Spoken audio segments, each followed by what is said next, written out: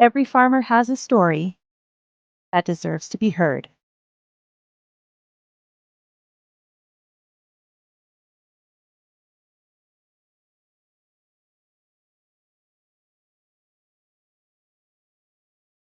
And we are here to listen.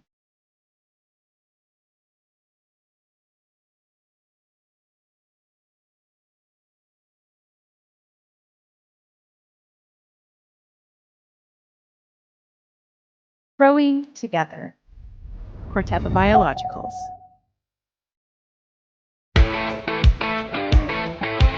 It's time for RealAg Radio on Rural Radio Channel 147 on Sirius XM.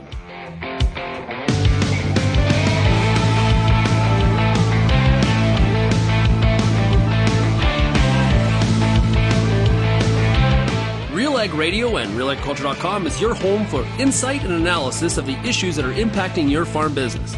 Let's get real and get connected with RealAg Radio.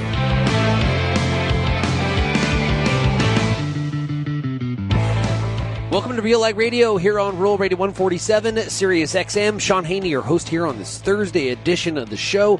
Thanks so much, everybody, for making RealAg Radio and Rural Radio 147 a big part of your workday. And, of course, big shout-out to everybody also listening out there on the RealAg Radio podcast. Today's show is brought to you by Corteva Biologicals.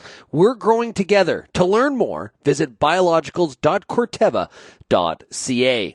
And speaking of Corteva Biologicals, we'll be talking to Tammy Jones later on in the program. She's a product manager for Corteva Biologicals for Canada. Love talking to Tammy Jones. We're going to talk today about hormones and how not enough, a little bit too much can be really damaging to the plant, but hitting the right spot and really helping that plant to succeed and be healthy is kind of what biologicals are all about. And Tammy's doing a lot of work in that area.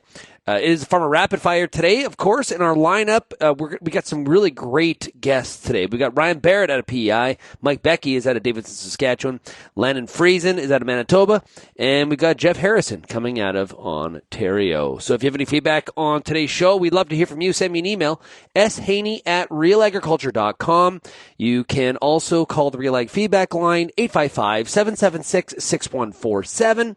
Or find Real Agriculture across all the different social media platforms. And make sure you check out the Canadian Federation of Agriculture's YouTube channel. It's also on Facebook. They might be putting it on Twitter too. We've got the Ag Leaders Debate today. So make sure you check that out.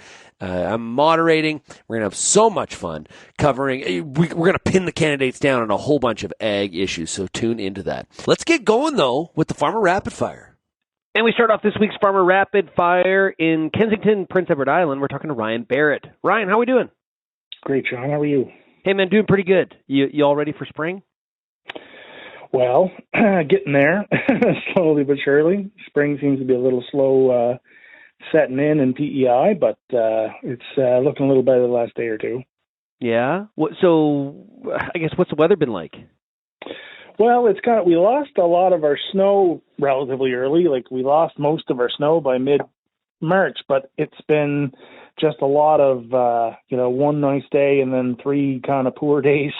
So a lot of rain. I've had quite a bit of rain or some snow in the morning that melts by the afternoon, but it's pretty wet. The ground's pretty wet. Like, talking to a couple guys that have tried to even just go out and do some soil sampling and getting the ATV stuck. So things are pretty saturated, yes.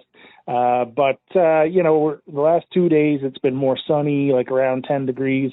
There's a bit of a breeze today that'll start drying stuff out. So I think we'll start, the long range doesn't look super warm, but not back into negative temperatures. So hopefully we'll start seeing some warm up on the soil and some drying out happening. So when would people start putting some potatoes in the ground? Well, there's a handful of acres in the ground down in eastern PEI. There's a couple guys that are always a little early. There's a bit of a microclimate down east where they can, there's some sandy soil and it's always a little warmer down there, and they put it under row cover so it keeps things from being, they can withstand some colder temperatures for a week or two. And it's mostly for the guys that are chasing to have potatoes out by Canada Day, that sort of thing for the, new potato market. But majority of the crop here, most guys won't start going until about mid-May, 15th, 20th of May, most people start rolling by about then. So that's, that's usually what most guys target for. And what's kind of the expectation on the island this year for potato acres? Is there a cutback, or are we going to hold firm? It's probably still, unfortunately, it's still a bit in flux. So there's still contracts to be finalized with some of the processors. There's still some reading of the tea leaves to be done on what's happening with fresh acres too. And then, of course, if there is a pullback on commercial acres, then that'll probably translate down to the seed a little bit too. So I would say we're comfortably not going to be ahead of last year, but I don't know. It's probably still a bit early to tell how far, if we're going to have a decline. We're not going to see the cutbacks like they saw in Alberta and Manitoba, where there was really big potato acreage reductions. But I mean, I won't be surprised if it's down a little bit, but I don't think it's going to be a massive amount. Yeah. How are things on the dairy? Good. Cows are milking well, and things are plugging along. We're kind of overproduction here at the moment, so we're looking for homes for a couple of girls to keep things rolling. But no, things have been pretty good. I think I was talking with some other dairy farmers. Feed quality seemed to be quite strong last year, so that's holding. People are better feed quality than the year before, so I think production is reflecting that around. And I mean, like dairy farmers in all of Canada, we're all, and probably all of agriculture, we're all just sort of, well, what's going to happen with the states? Like, what's going to happen with trade policy? What's going to happen with tariffs? What's going to happen with supply management? Is it going to be, is the government going to hold the line on not giving further ground on supply management, or will they? It's just, I think everything is, there's a certain amount of uncertainty. And I think we're seeing that with, people are holding off on big capital purchases. People are holding off on things that they can afford to hang off on. I think they're just waiting to see where things shake out a little bit more. And I see that in the potato industry. I see that in dairy.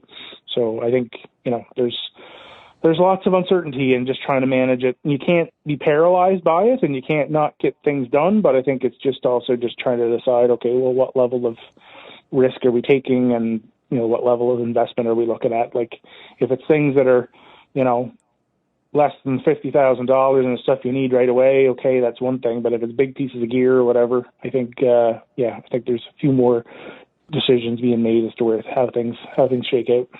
I don't think agriculture is alone here, right? Because it's interesting because I was listening to some financial news earlier this week.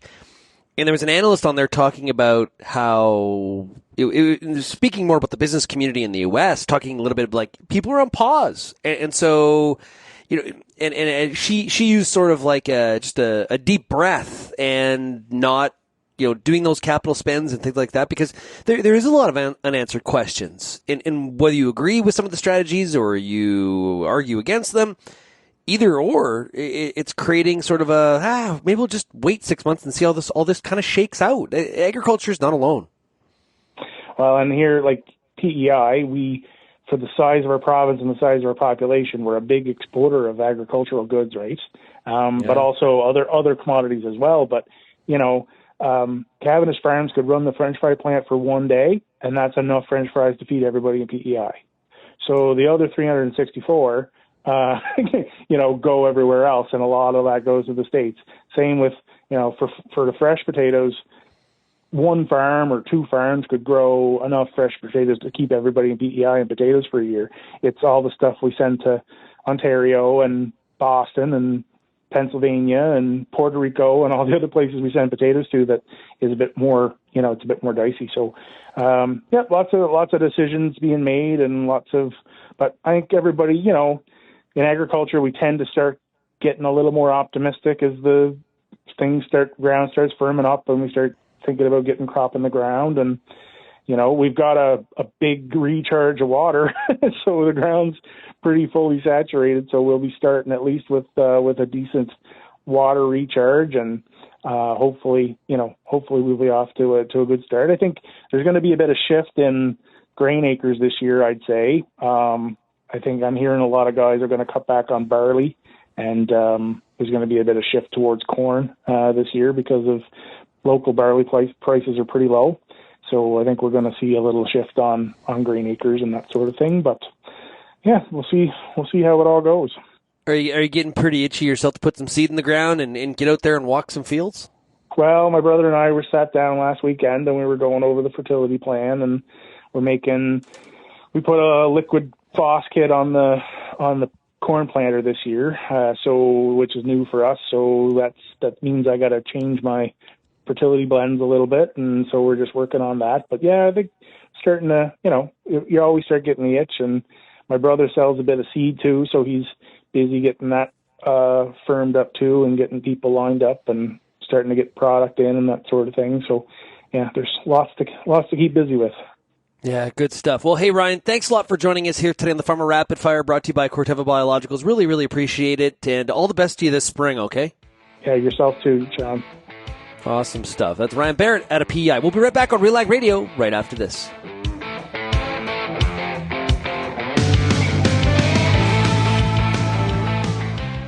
And welcome back to RealAg Radio, Koch Agronomic Services, and we've got Bryce Geisel, who's the senior agronomist out of Saskatchewan. Now, when it comes to these low-rate protection products, how do growers actually know what to believe? When we go back to the inhibitors, the question they need to ask is what inhibitor is in the product, how much active ingredient amount is getting used, and where is the research to support those rates? Now, Koch Agronomic Services products have been and are currently being used extensively and tested across the country. Researchers use them as a standard because they work consistently and can be compared against. And we even use these same standards internally when we're kind of bringing new technology to the market. So if we think of Anvil or Cinchero, so we're always kind of going back to what we know historically has worked, and the research is supporting that it does work. If you want to find out more, you can go to defendyourn.ca, and that's where you can really find all the information between some of these different products and some of the rates, and you can look at some comparisons. All that information is found there at defendyourn.ca. Growing corn? With Envita, you can cut your nitrogen and maintain yield, or maintain nitrogen and increase yield. Envita takes nitrogen from the air and turns it into nitrogen for your corn. It provides a right place, right time source of nitrogen to maximize your yield. Farmers who use Envita see healthier plants, bigger cobs, and less tipback. Envita is guaranteed to add more bushels to every treated acre. Start growing with Envita. Visit azotic.com to learn more. That's AZOTIC.com.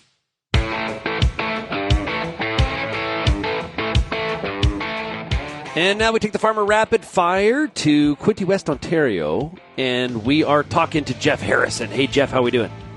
Doing good, Shaun. How are you?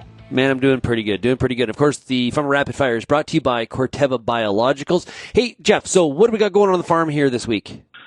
Well, this week we're moving some straw. We had some straw sold to the Joyceville Penitentiary where they milk cows in eastern Ontario, and we're finishing up a spray tender that was a winter project that we're hoping to use and help save a little work for ourselves this spring and summer. And we're moving seed, and that's the order this week.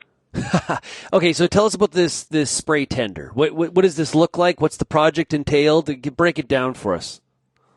Well, it's a poor man's spray tender. It's not on the back of a 389 Peterbilt or anything like that. It's on a 20-ton horse undercarriage and a 20-foot flat deck with a new elliptical tank, and we built a boom, so we got a spray boom so we can pull up beside the field and shoot the boom over to the ditch and catch the sprayer and use it sort of as an intermediary between filling the sprayer and hauling water and 28 to the sprayer. So yeah, a little homemade invention, trying to just, we're getting old, lifting these pumps and lifting these hoses filled with chemicals.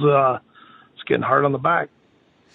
Yeah. And, honestly, I've talked to Tom Wolf about this a lot. And I know there's some of our audience that is pretty passionate about this, is this whole idea of, it's what we do in between the fill, like in between the spraying or the planting.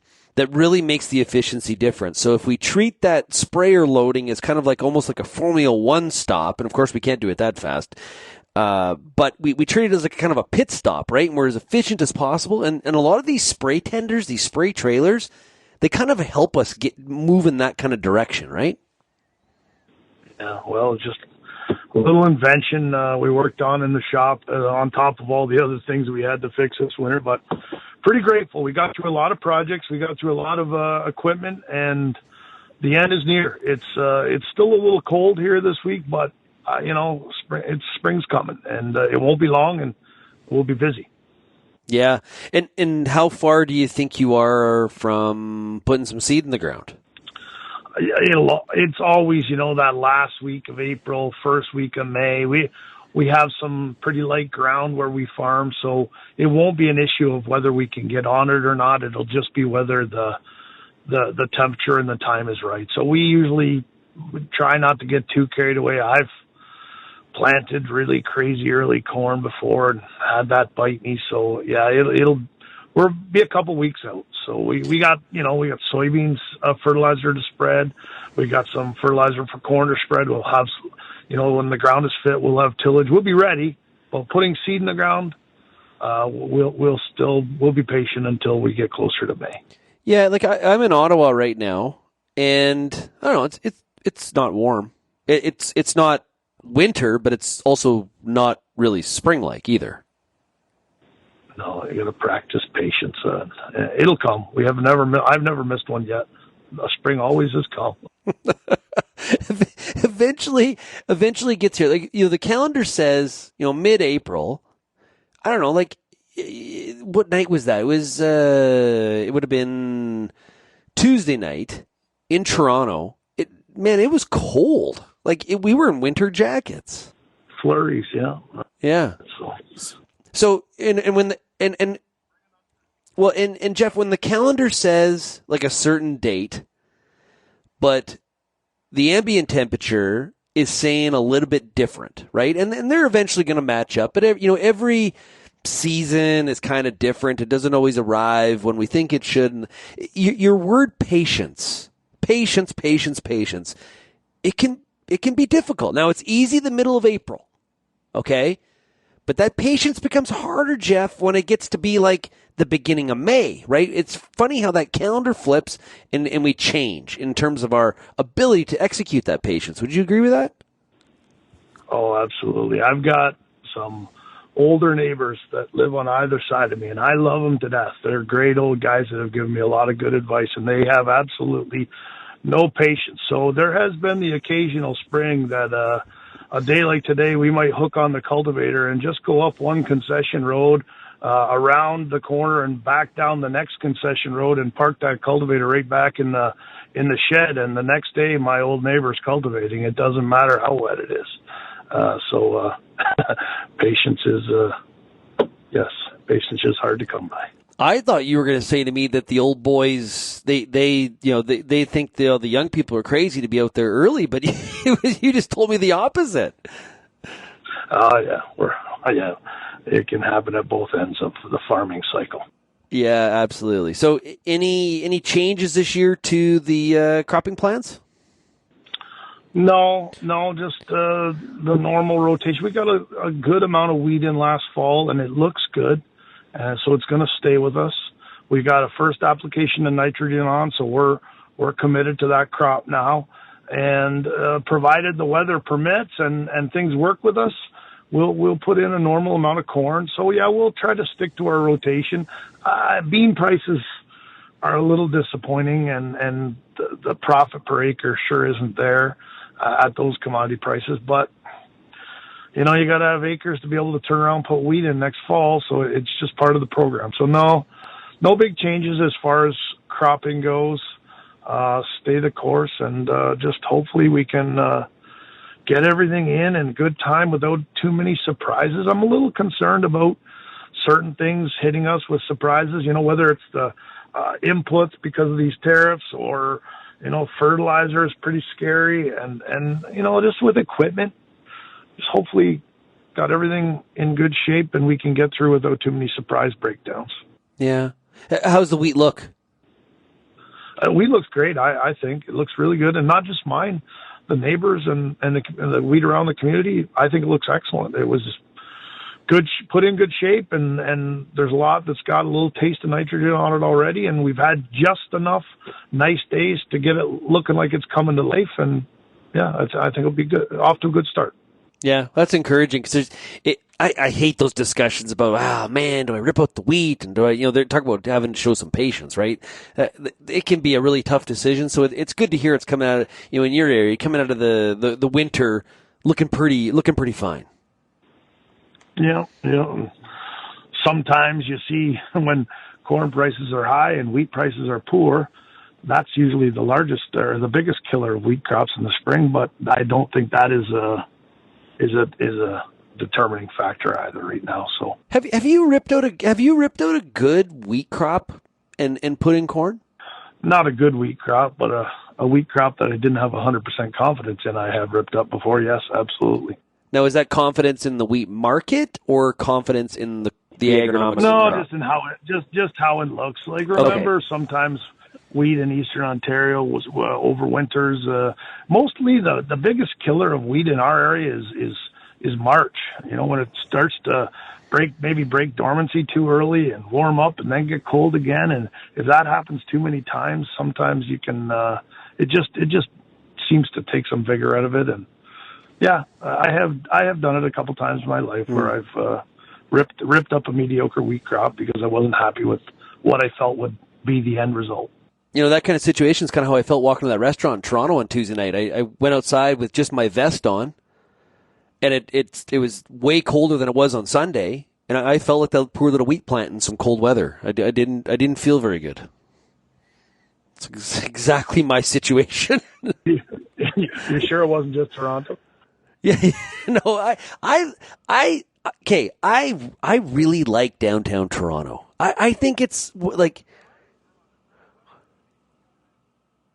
oh God, don't stereotype us all. Come on, I do. I really like downtown Toronto. I think the restaurant scene is amazing. It's got a great skyline. Went to you can go to the Blue Jays game, and yeah, I do love the Jays. And if people are listening and they have not been to the new renovations that have happened at Rogers Centre, they are phenomenal. It is a beautiful ballpark now. It is nice. We usually go once a year as a family, and they have made some good changes there and made it a little bit more fun. Yeah. Hey, are you feeling optimistic about the year ahead? You know what? I'm a farmer. You got to be optimistic. There's a lot of challenges before farmers. Every year I've been on this show. You've invited me numerous times, and there's always challenges. Like I don't think they'll ever go away. And I think you're a fool if you think farming will ever get easy. So I'm optimistic. There's going to be opportunities. There's going to be challenges, and there's no doubt about it. But I'm always looking to the future with optimism. I've told you before, I got a couple sons. I have 3 sons and a daughter, but I have a couple that are still in school. One's finishing his post-secondary, and one's in third-year university agriculture. They're both going to be home with me to farm in the spring, and I'm on a high in life when I got my children. Might not all choose to farm in life, Shaun, but they will all know how to do it, and they will all have respect for it. And so, yeah, I'm optimistic. There's going to be challenges. We're going to work through them. We're going to find a way. Yeah, well put. Hey, Jeff, thanks so much for joining us here today on the Farmer Rapid Fire. All the best to you. You're very welcome. Very welcome. Thanks for having me. Hey, we'll be back with more of the Farmer Rapid Fire brought to you by Corteva Biologicals right after this. Time for today's product spotlight. Joining me now is Jason Mann. Genesis Fertilizers announced a new partnership with the Arctic Gateway Group. Tell us about this partnership. Arctic Gateway Group is owned by quite a number of Indigenous communities in northern Manitoba. They're owners of the Port of Churchill and the Hudson Bay Railroad. Why it's important to us, everybody thinks Genesis Fertilizers is about nitrogen plant. We want to build nitrogen production in Western Canada for Western Canadian farmers. But when you're using nitrogen, you also need phosphate. And the idea of working with Arctic Gateway Group is to find a solution solution to bring phosphate into Western Canada. We don't produce any phosphate in Canada, so we're very dependent on imports, and most of those imports come from USA and North Africa. Now, we thought it would be prudent to look for a source of phosphate. We'll call it tariff-free, where we don't have to worry about the risk of tariffs. If we can source phosphate somewhere globally and then bring it in a Panamax vessel into Churchill into Western Canada is a very efficient route. It's the closest tidewater to prairie farmers. For anyone who's looking for more information, head on over to the Genesis Fertilizers website. Get all the information you need to keep your pulse crop healthy and profitable with the Pulse School on RealAgriculture.com. The Pulse School is a free YouTube video series covering agronomy, research, and more across a host of different pulse crops.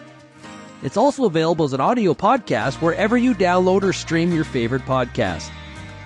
Check us out on YouTube or visit RealAgriculture.com. The Pulse School, brought to you by BSF Canada.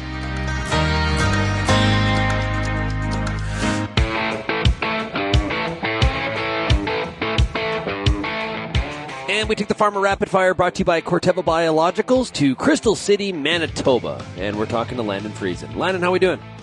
Good. How about you, Shaun? Hey, man, pretty good, pretty good. Okay, so you all ready for spring? We are. Yeah, really? Yeah, the last drill went through the shop yesterday, and we're planters ready, drills ready, sprayers good. So I think we're feeling pretty good. We just need the ground to dry up a bit. Fantastic. And then so, okay, about that ground drying up, how far away is that? The snow just left less than a week ago. And so I would imagine in 10 days we'll be doing some field work, putting some seeds in the ground, I would think. On some of the earlier fields, there'll be a few fields that will be a little bit longer, but we had a lot of snow in our area. You go kind of an hour in any direction from our farm, and it seems like there was not very much, but we had a lot. So there's still, 4 or 5 feet in some spots in the trees that'll be trickling out for a while. We'll be seeding around some snowbanks, but not for the most part. We're on time, I guess. Pretty regular time for us. Yeah, that's good. I've been hearing that there's parts of Manitoba have had ample amounts of snow this year. Yeah, I think north of number 1 especially. Down south where we are, it feels like a smaller area, but yeah, up north I'm hearing lots. Well, they were still grooming snowmobile trails up in like Riding Mountain National Park and stuff where we didn't have any snow in the fields now. So yeah. So what will go on the ground first for you? Wheat and peas, corn, and then as things warm up, we'll start with canola and edibles. How are you feeling about the year ahead? I'm feeling pretty optimistic. I mean, even with the tariff that's going on with the canola, and I mean, it's good to see some values where they are now. I can imagine what they would be without the tariff, but feeling pretty optimistic, I think. I mean, don't we have to be? Feeling good. I'm feeling good.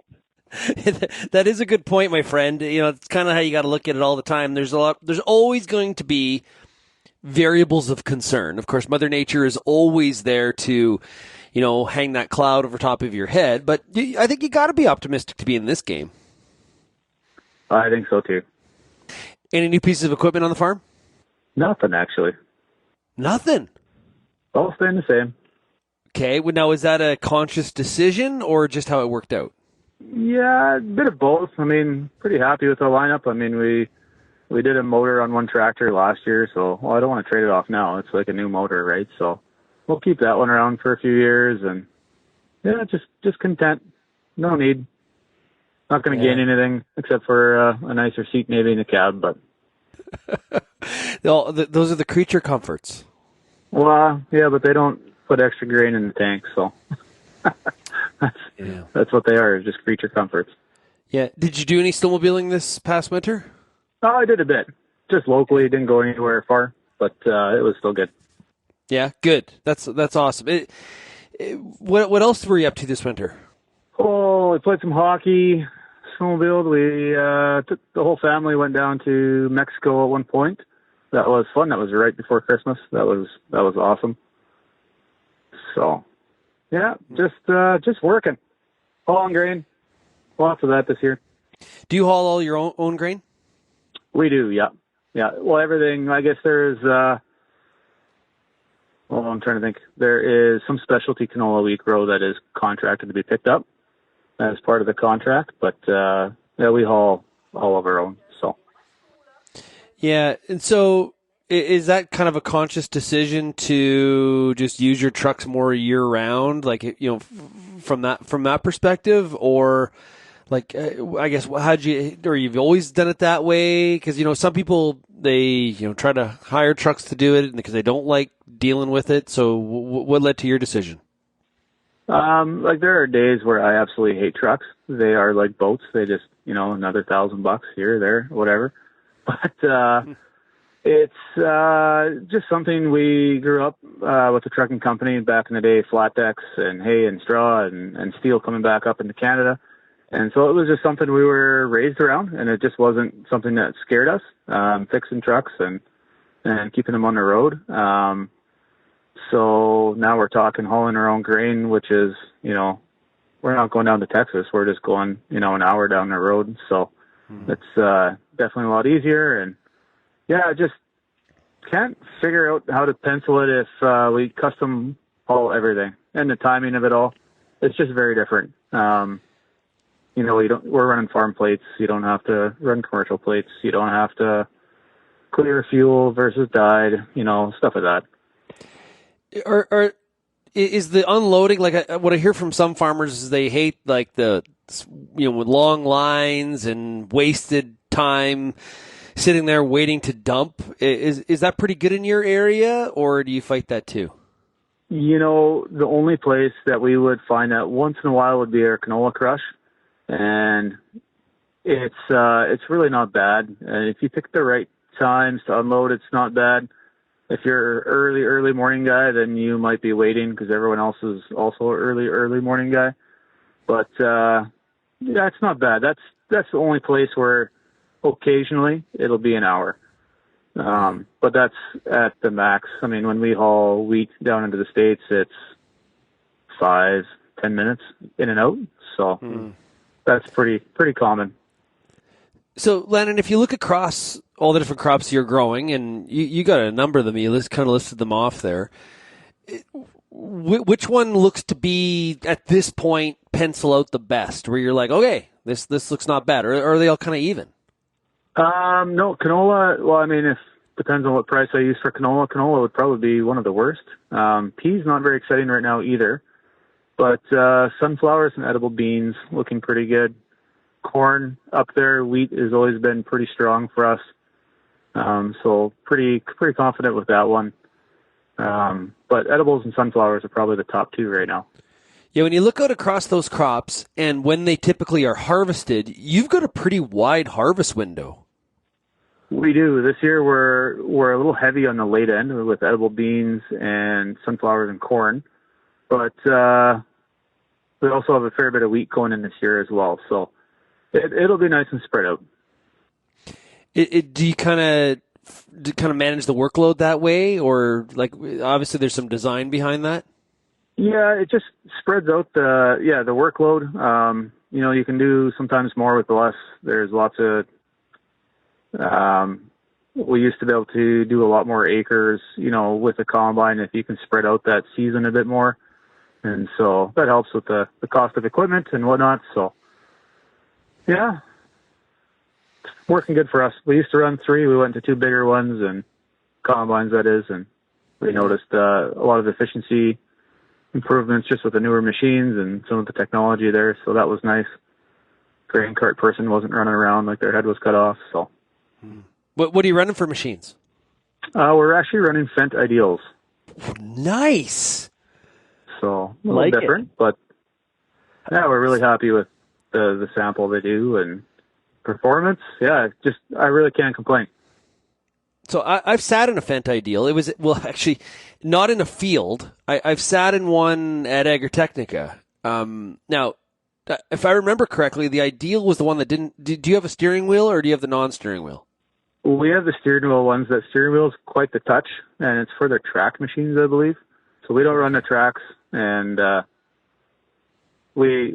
so this is going to be embarrassing for Fendt. One broke down, and they brought me a loaner combine that had the joystick thing, and it's great until it's kind of like the John Deere steering wheel on a 2-track tractor. As soon as you let go, it returns to center, which is great when you're doing it outside or going around a slough and you scratch your nose and all of a sudden the combine starts veering off into the slough until you get your hand back on the joystick. So I don't know.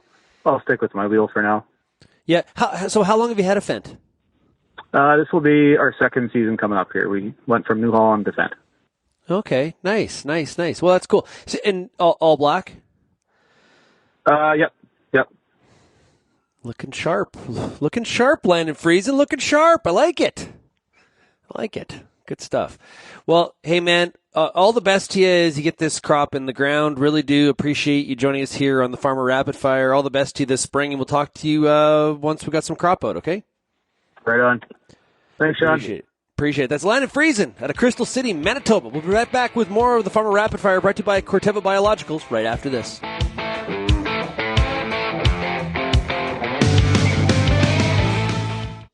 Every farmer defines success differently, and every farm has its own unique challenges. Corteva Biologicals is partnering with Canadian farmers for their success, offering unique solutions that improve and protect crops from start to finish, based on each field's needs. Using proven, predictable solutions across all crop stages, Corteva Biologicals helps build healthy, productive, and profitable farms. Corteva Biologicals, we're growing together. Right now, people in agriculture and food are facing challenges that can feel overwhelming. If you need to talk, access the National Farm Crisis Line at 1-866-FARMS-01. That's 1-866-327-6701. It's 24/7 confidential help when you need it. Farm Credit Canada also has tools to support your long-term mental health. Learn more and access the crisis line at fcc.ca/wellness.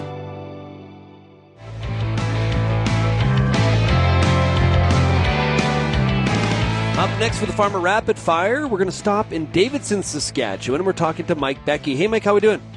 Good, and you? Yeah, pretty good, man. What are you up to today? Just hauling some lentils to Saskatoon. Out driving truck. Nice. Yep. Got Nice. two more days of my site gig, and then I put my farmer hat on. You move from like road dog trucking there on one more down. You go down one station to rural radio when you put your farmer hat on. Oh no, it's always got rural radio on. Oh, good stuff. Okay, so hey, well, how's the weather been out that way? Lately, it's been pretty decent. Pretty much all of our snow disappeared in the last couple of days. Our area is, I'd say, the last place to get rid of their snow from the travels I've been on over the weekend and last week. Is it so? It's starting to feel a little bit more like spring. A little bit, yeah. Other than today, it feels like we're in your neck of the woods. The wind is blowing. I'm sorry about that. I don't wish that wind upon anyone. No, it's nasty.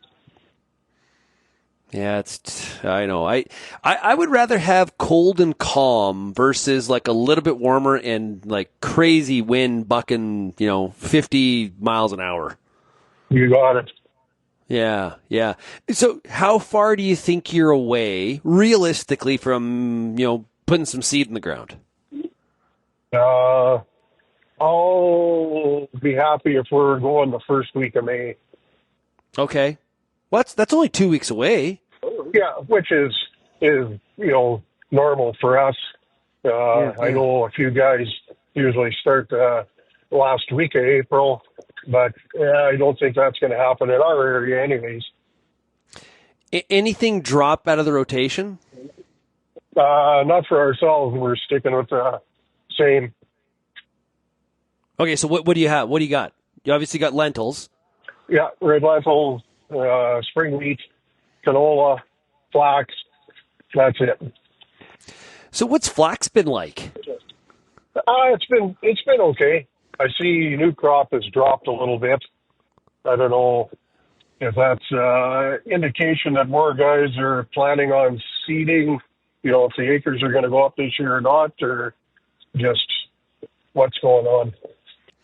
Well, I can't remember if you and I have talked about this before, but what the heck do you do with the straw? We got some good neighbors that raise cows, and they come bale it all. Really? What do they use it for bedding, or what do they do? Yeah, they're using it for bedding. Because when they're going through our dry years, they're having a hard time getting wheat straw or straw for bedding.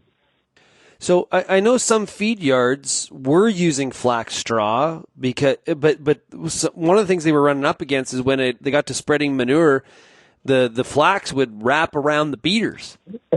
Yeah, I think these guys are piling their manure up and leaving it sit longer, hoping that it's going to decompose a little better.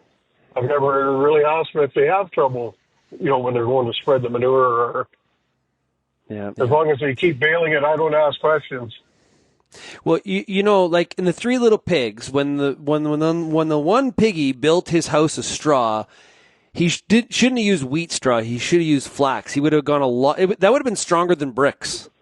You bet. No, yeah, absolutely.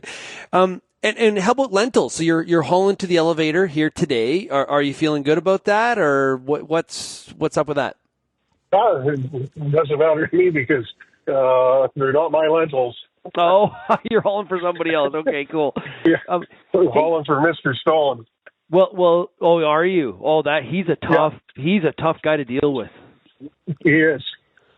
Oh boy, yeah. We had him on the rapid fire going back a couple weeks ago. Rob's always great to chat with. Davidson, that's quite the crew. The coffee shop in Davidson, between you got Gus that way, you got Stone, yourself. That's quite the area. Bunch of cast of characters. I'd like to think we all get along pretty good. we could do a RealAg Radio show one time from the coffee shop there in Davidson. That'd be a lot of fun, or in someone's shop. That would be a really good time. Absolutely. So I know one thing that you are probably paying attention to because you're running a truck is fuel prices. What's been happening out there that way? They've dropped a little bit, not near enough, but it did drop some. And it seems like it's holding its own right now. So it's sort of like other things, right? It seems to, like, when the price of oil goes up, the price of fuel has no trouble spiking with that. And when oil goes down, it's pretty sticky. It takes forever to come down. Yeah. Yeah. Well, I think a lot of Saskatchewan's pretty happy that this carbon tax, that's going away, right? I think there's a lot of pleased people about that. Oh, for sure. Yeah. Should have never been on there to begin with, but yeah, I totally agree. So, what are you running for? What are you running for a seeder? We run a Bergot Paralink drill. Nice. How long you had that? 5 years now. Okay. This one, anyways. Yep. And just, I love asking people the why of stuff, right? So we were talking about Fendt combines earlier with Landon Friesen. So what drove you to Bergot? Saskatchewan made, well built, and simple. Oh, that sounds good to me. Sounds good to me. And when you say Paralink, what does that mean for some of our listeners that don't know that feature? It's got a 1-to-1 or 2-to-1 ratio, so the seed knife is ahead of the packer wheel, and it's 2-to-1. So Paralink, it's all independent openers, so each hole has its own hab to give it its individual pressure instead of like a old C-shank drill where it's section at a time the depth was being controlled. So is that really helpful when you've got rolling kind of land, or even on flat land? That's a real benefit. Yes, you get a lot better seed depth, emergence. When you're going over the rolling hills with the old C-shank, it used to the front row used to cut through the hill, and the back end was lifted up out of the ground. And so it was a big improvement over those. Yeah. Oh, cool. You sure see a lot of them. So yeah, you're right. Saskatchewan, Maine, same brew. Do you enjoy seeding time? Yeah, I do. Yeah. I don't get to run the seeder very much, but yeah, it's always good to get out in the field. The smell of freshly worked dirt in the spring, you can't beat it. Yeah, those nice fresh mornings. You got fresh dirt. You got you're loading up the tractor with fuel. You got the smell of diesel fuel, and yeah, it's spring. Spring's in the air. Exactly. Yeah. And hopefully filled with hope. Well, as was said earlier here on the show, you got to have some optimism to be in this game. Oh yeah, if you don't, you're in the wrong game. Yeah, absolutely. Well, hey, Mike, really appreciate you joining us here today on the Farmer Rapid Fire. Thanks so much. Hey, stay safe at harvest time. Get that seed in the ground and get her launched out, and hopefully you got some great emergence. We'll talk to you then, okay? Thanks, Shaun. Great stuff. Hey, we'll be back with more here on the Farmer Rapid Fire, brought to you by Corteva Biologicals, right after this.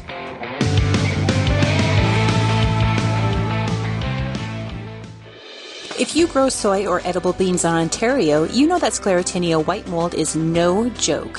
Yield loss can be devastating, and timing fungicides can be complicated, but did you know there's a new seed treatment that can help mitigate yield loss? Start the year off with your best foot forward against disease. Ask your seed supplier or local Agrimark group to pre-treat your beans with Heads Up. Part of a complete white mold management plan, ask your seed dealer about Heads Up today or visit headsupst.com. The Canola School on RealAgriculture.com is your one-stop shop for everything a canola grower needs.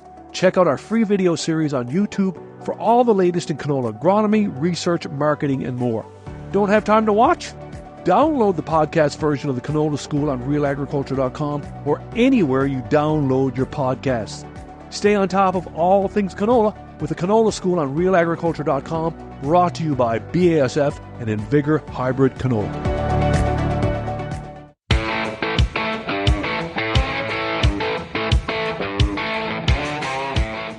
And welcome back to RealAg Radio for the Farmer Rapid Fire, brought to you by Corteva Biologicals. And joining us right now is Tammy Jones, who is the product manager for Corteva Biologicals in Canada. Tammy, how are we doing? Oh, great. How about you, Shaun? Couldn't be better. It's excellent. Middle of April. We're really close to putting some seed in the ground. We got, I don't know, things are, I like this time of the year. It's, we're kind of moving into execution phase from a farming perspective. But the layering phase as well, right? Because what you start out layering in the morning is definitely different than what you have at the end of the day. And you got to start to reassimilate some of the wardrobe that you left along the way. Yeah, it's sort of like, was it Hansel and Gretel where they left the breadcrumbs? At this time of the year, farmers leave hoodies and bunny hooks throughout the farmyard. And, what tractor did I leave that in? Or the spring jacket? Things Absolutely. like that. That's what kind of weather we're dealing with.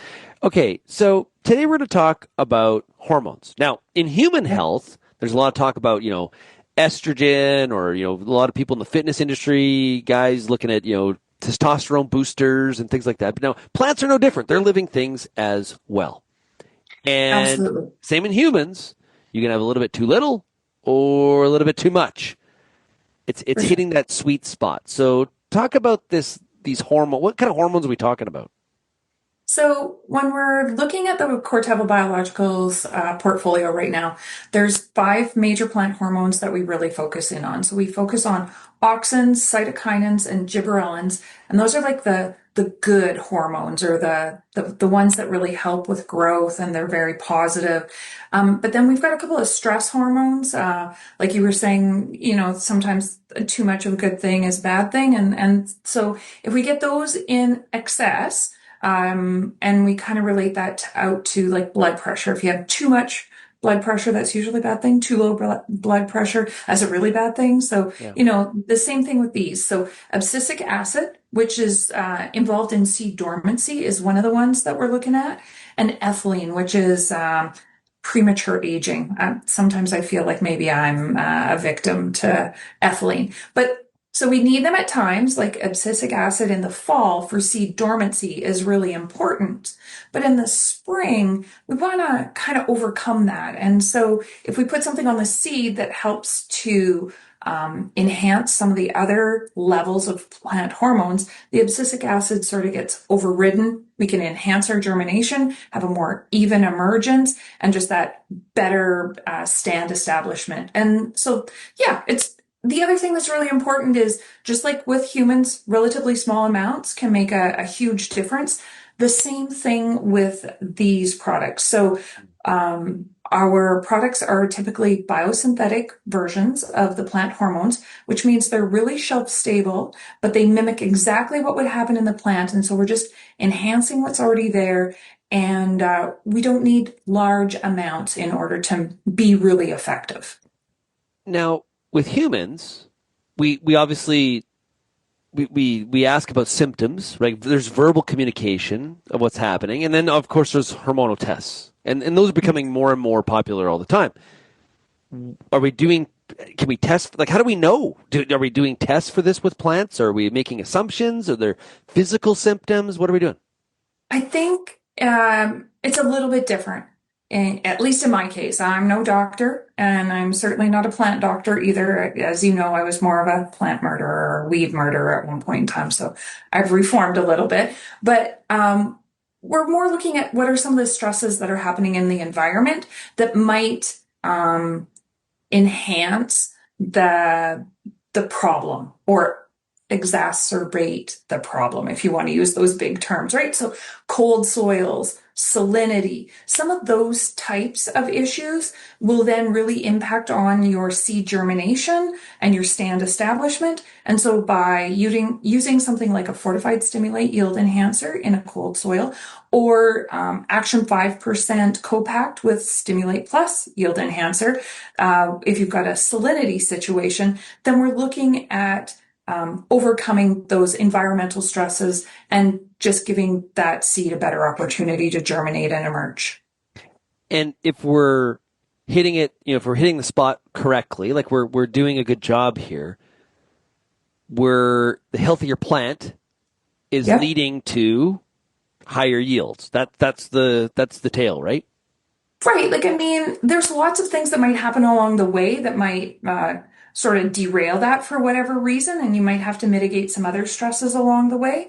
But that stand establishment does so many things. And I talked about this when I spent more time in weed control too. By having that even stand, not only are we able to time our herbicide application better, we've got a more competitive crop, which is helping us with our weed control. It can help us with our fungicide timing as well. Like, there's so many non-tangible benefits to having that flat, even crop right from the get-go. And we know whether it's corn or soybeans or wheat, that having that stand establishment, all the crops, I shouldn't be discriminating here, then we really are setting ourselves up for the ultimate success, right? I really think in this area, at least this is my perception.